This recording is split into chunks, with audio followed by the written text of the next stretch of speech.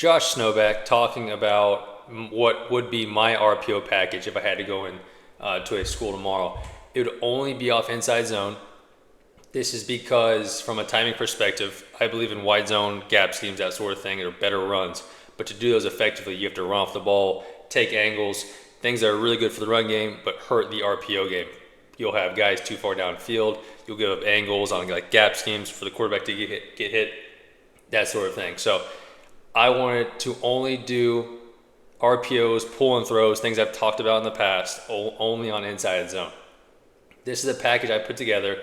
It would be 4 different quarterback names. The good thing is the offensive line, tight end, running back, the people in the core, they don't care at all what the names are. They just need to know if it's left, they're blocking or running inside zone to the left. If it's any quarterback name to the right, they're blocking inside zone or running or whatever inside zone to the right. Right, so the tight end knows I have the C gap away from the call. Either I can come across in some sort of bend swipe type thing, or I could be on the same side and cut it off. Right, so you can either leave it up to him if he's smart enough to do it. You can mix and match, or just give him the formation and he knows what to do. The direction does not matter at all to the receivers. Okay, so in my offense, the Z, the X, and then the slot receiver, right or left, it means nothing to them. They just need to know what the quarterback names mean. Obviously, the quarterback. Then your quarterback has to put it all together.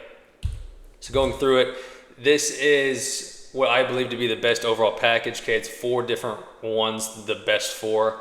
Starting with Goff, which is glance to the field, or glance to the slot, however you want to look at it. Like I said, this is always going to be inside zone up front. All 4 quarterbacks are always inside zone, so it makes it easy on them. The rules of Goff, okay, so our Z is running a slant. Our slot, as you can see here, is running a thunder. Thunder to us is you're running a glance unless you get hard inside leverage, hard inside man leverage. Then it converts into a 2 fade, right? So our most common RPO is going to be this, either to the single or to the slot. Glance, hard inside leverage, convert it to a 2 fade. And then I have the X just on a support, right? You can crack the safety if you think however you want to teach it, MDM blocking, but X on the support.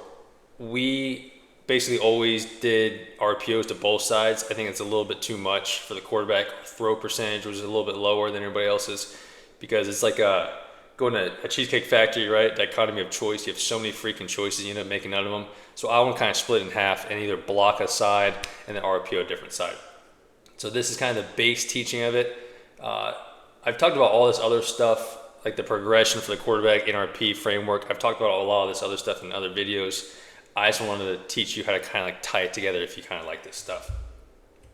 Easy to do at 12P, right? As long as you tight ends in the core, tight ends just follow their normal blocking rules for the runs, right? So they don't care about if you had like the Z involved and he's your tight end now. He's just blocking the run. You take him off of the route pattern. So it's a couple good looks, right? I've showed a lot of these in the past, but just kind of tie it all together.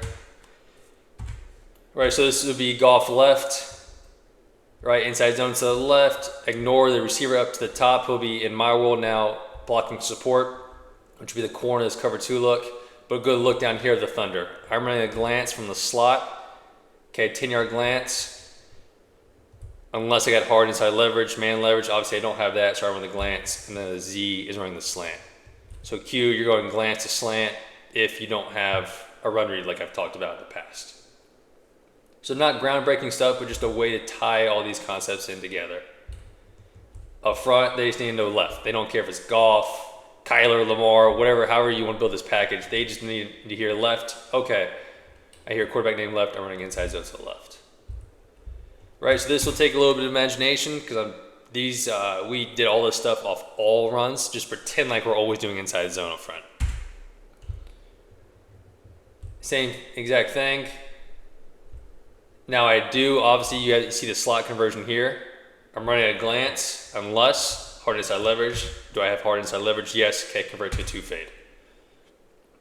Up top, obviously, he's running a glance. We'll be cracking support. So all the stuff I've talked about in the past, right, obviously we're running power here, different play call. I would only run this off inside zone to not give up angles on back blocks. And you can see we're a lot slower. We're shouldering into people. We're galloping. We're doing all the stuff that slows you down in the front first line of scrimmage stuff I would not do. You can also tag this stuff, okay? So I call Goff right, and then I call hog. Hog talks to the single. Hog is a hitch or a go. Okay, very simple conversion rules like everybody else does. So this is Goff right, hog. We have a motion up top. These guys press a lot, so to get our guys off. So this would be Goff right, hog. You can go Goff right, X hog, Goff, or whatever you call your hitch or go conversion. I'm running a hitch unless I got press man, then convert it to a fade, or a go, sorry. The same thing. So these, you could tempo these things if you wanted to. In my world, I would not tempo, I would still call formation because I want to get in different formations. Right, I could put the tight end on the right here. And if I call Goff right, he knows it's inside zone right, I'm still blocking the backside C gap. It's still mine. Right, so you can put him in the backfield, and you can split zone it, you can put him here. If that guy's smart enough, you give him the freedom to do it if you want to. But I'm still calling all the formations, but I'm just going a one word play, just because I'm not RPOing off all different runs. Now look at it. So this is split zone here. So it'd be Goff left hog. Goff, you can glance to the field. See, we have a center, how far downfield? Didn't get called, thank you. We have a center 7 yards downfield. What happened, he was uncovered. I guess we have a slant here, yeah. So inside zone, just naturally from a technique standpoint, I teach it differently to slow them down for all this reason. One more look, actually throw in the hitch go. Right, however you want to teach the actual RPOs is not what the point of this. I've already talked about that. This is just tying them all together and how to call them. Hell of a back shoulder here. We actually hit 2 back shoulders like this back to back. Aiming at the backside ear hole. Beautiful. So Goff, glance to the field. Burrow, just flip it. We're going to the boundary now. So now my Z, my S are blocking. My S is on support. Now my X is running the thunder. Okay, so he's running the glance. Unless he gets hard inside man leverage, then converts to the fade. A little bit easier from a X perspective to see it because you'll get pretty obvious inside man leverage press. That thing automatically converts because you don't have time to run a glance now. Up front, still the same thing. Quarterback, still the same thing. Running back, still the same thing. Tight end, all still the same thing.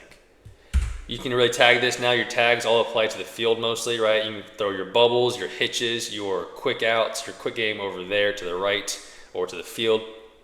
And if it's there, take it. If not, Q, we know our normal process in RPOs to work the thunder route by the single. Like I said, it's hard for us to pull these clips because we're always doing stuff to both sides.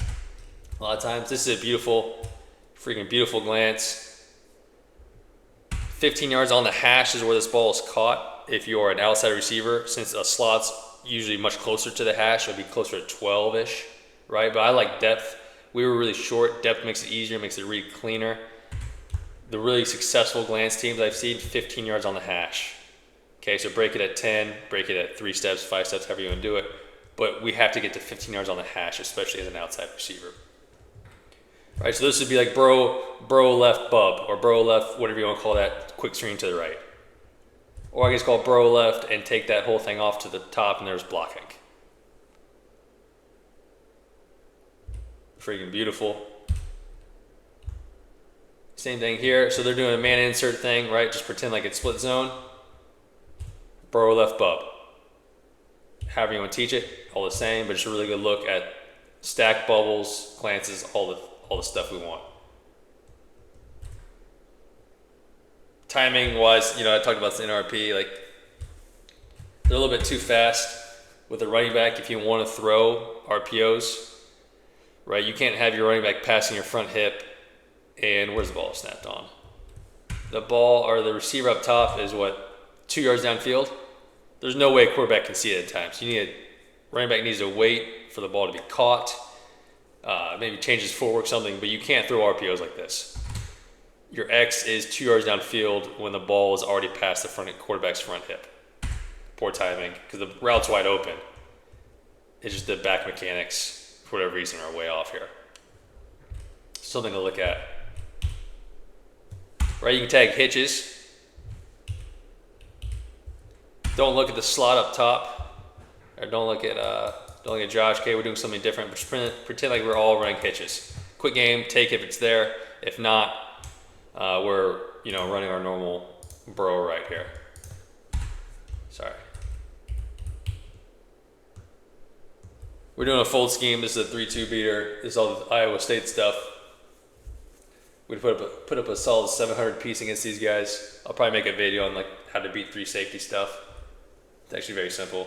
Just stay in trips and play with the run fits that way. But we'll see what we're doing here. So Burrow right hitch.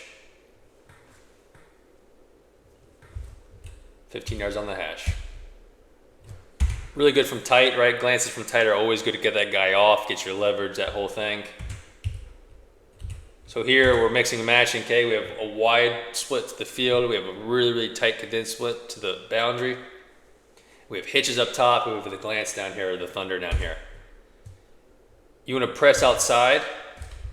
So your glance from tight on college landmarks, right? You want to press spray to the top of the numbers at 10 and then, right? And then catch the ball 15 yards on the hash. So you want to spray to get that release, because from that spray release, then you can run your out cuts, your storms, all that kind of stuff. We're getting better at this. Quick cuts game, right? Obviously running power, but pretend like this is inside zone.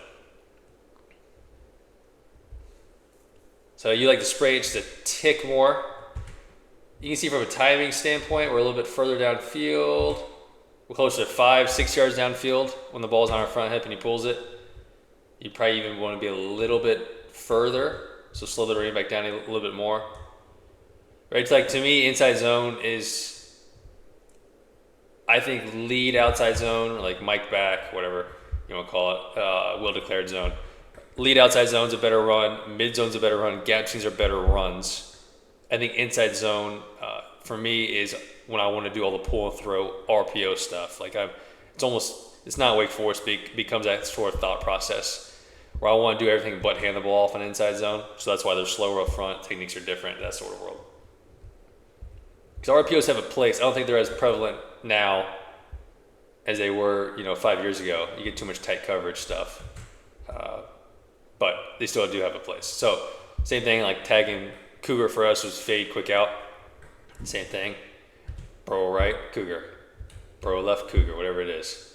Okay, running counter here, like it's inside zone. All right, so whatever quick games you already have, just tag them onto these.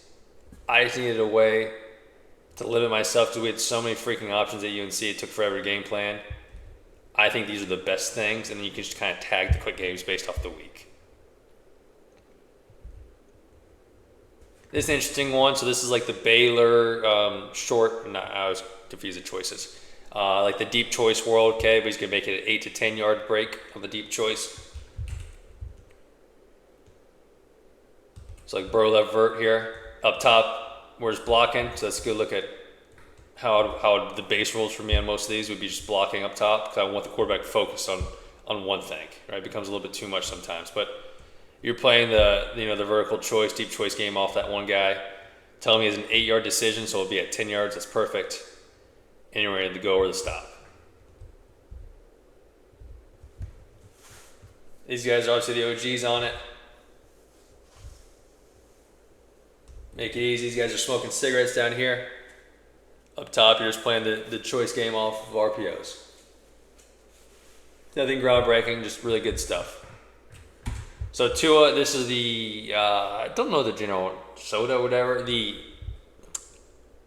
slider RPO glance rail thing. I've talked about this from an NRP perspective. I obviously want to block the edge. So for most of these, pretend like the edge is being blocked by the tight end, and we're using this as a true glance to rail RPO. All the same rules still apply, right? So my X is on, he's blocking support.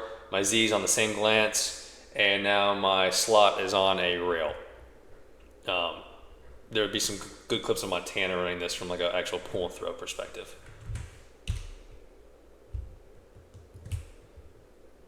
Right, so all these pretend like we're blocking the edge. So 97 would be blocked. I don't want an unblocked guy in my face when I'm trying to throw glances.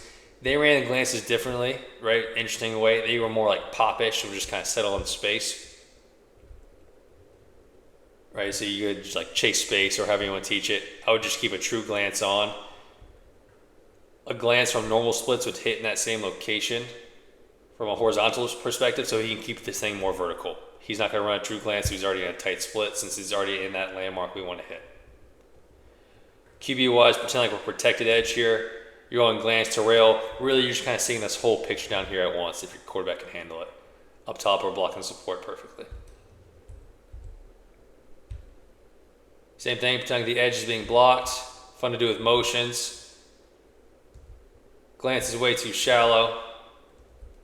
It's almost like a slant, okay? So we're chasing. He ends up getting back to his vertical landmark pretty well, but the initial break's way too shallow. Once again, their timing's way off. They're throwing this 100%. Like if this thing's covered, they're screwed. Because look where the running back is in relation to their routes. You have your rail is behind the line of scrimmage still. Your glance is 3 yards downfield. Like you have issues here if the routes are covered.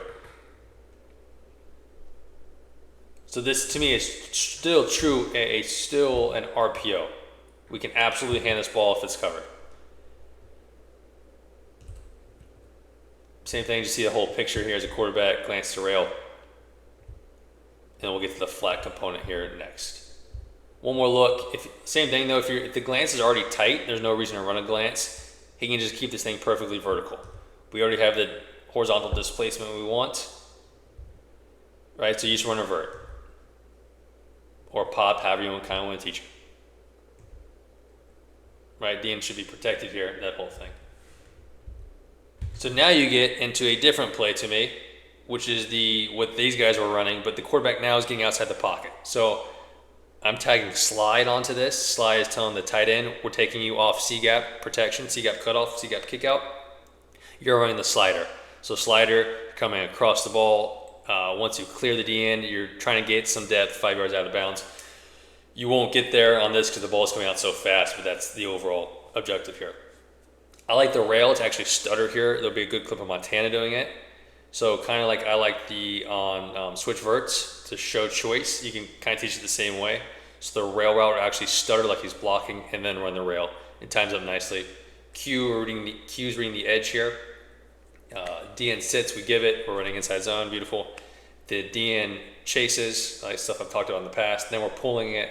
I've actually changed it because we're slow on inside zone now. 5 steps to throw. 5 steps, we're going rail to the shoot or to the slider. Okay, so the glance is now out since we're getting outside the pocket. These guys are the best at it. Fun to do with motions. These guys are just the best in general at running the football. So 5 steps. The rail route, I kind of like here, right? I'm pushing vertical. You can even show hands and then run the rail. Okay, rail being, you're going to end up in the outside divide between the bottom of the numbers and the sidelines. Q, we're going rail to slider to keep. You have 5 steps to throw it. If it's not there, we're keeping it, and we're probably going to slide it. Slide it for the quarterback if you're not a good runner. So 5 steps off the DN to make our decision. Another good look, motion. So inside zones for me, since I'm so check heavy, are definitely like a call and run it. So you can do all your motions, that sort of thing on these. DN squeezes, I pull. Rail gets carried by the flat defender, beautiful. Then we should have our slider out. Perfect. So this would be good to do like the Dolphin stuff, right? Where they have 2 who run the sliders, they have more athletic guys running the sliders, that sort of thing. Same idea, okay, we're gonna call swap here. So swap is only a trips tag, okay? It's a good nub play. Just put your X at the tight end. You can block force over there. So the Z is the same. Now your H or your tight end and your slot are gonna switch responsibilities. Okay, but you create the same exact picture. Same thing, as a Q, you have 5 steps. We're going rail to our quick out. Now it is important, I should have mentioned this, the quick out does need a delay, like he's doing here. Because if not, you'll be too bunched up. Okay, the throw will be too far for the quarterback. Like that's a far throw to make on the run for a 5-yard gain. So a good look at, you definitely need to either pivot that guy or delay him or something, show hands, and then run it out. All right, so to a right swap. Once again, a beautiful look at it from these guys. We're just calling to a right swap, inside zone up front. I like the delay from the slot. You could show hands, I'm sorry, from the number 2 receiver here. Definitely want to show hands, get the guy to trigger, and then run the rail. Perfect landmark. The number 3 receiver, the guy running the out route, you want to delay him just a little bit more because he's getting out a little bit further in front of the quarterback. Number 1, you can run a post or a glance to drain that guy out. Glance should work just fine though, if you're running it high enough, right? 15 yards on the hash. Final one, so this is Hertz from, obviously the Eagles run this thing. Your Z and your slot are blocking, S on support. Your X is running a corner. If it's man, you really want to pick for the slider coming back out, and then obviously you have the same slider. So quarterback would read the defensive end up front, inside zone still. And then from a quarterback perspective, this turns into naked. If the defensive end crashes, we're going corner to slider.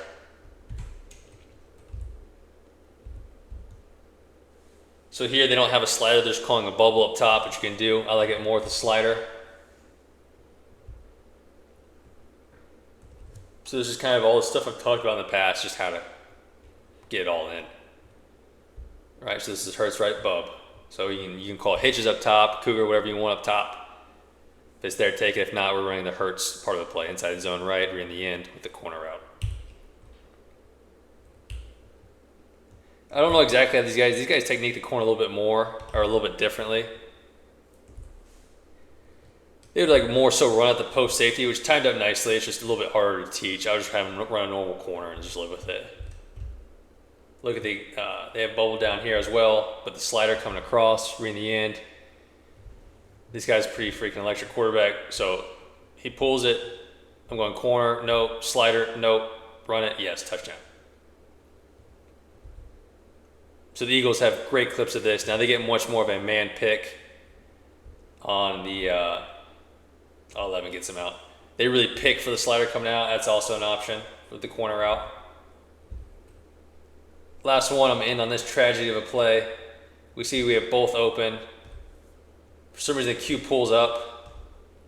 This ball should be probably given based off the defensive end's reaction.